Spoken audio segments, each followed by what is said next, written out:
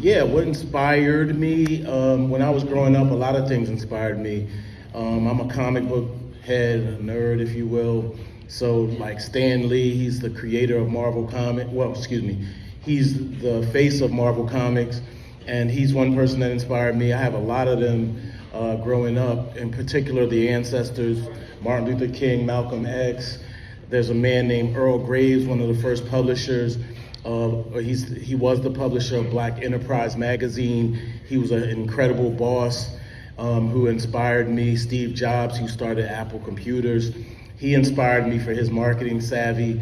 As time went on, though, I have to admit, I inspired me because when things get really tough, really rough, and you wake up, you brush your teeth, you look in the mirror, sometimes I do a Superman pose, like, yo, I can do this. Sometimes I'll throw my dukes up and look in the mirror and just like, yo, we're gonna do this. And I think that the source has to eventually at some point come from within. Eventually you get old enough to look your heroes in the eye. You're not looking up to them anymore. You're looking at your peers, and I think when you get to that point, the inspiration either has to come from within or from God. It cannot really come from another person. Although I will say the Philadelphia Eagles and Jalen Hurts absolutely are now an inspiration. Go Birds! I hope there's no Cowboys fans up here. That being said, I do.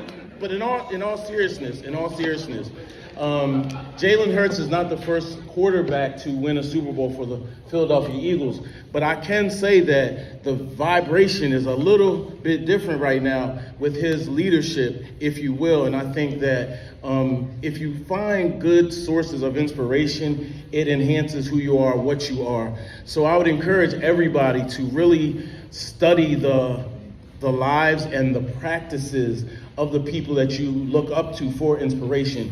Don't just look at the glory or look at the chain. Look at how did you get that chain? What was the process that allowed you to buy a $15,000 chain?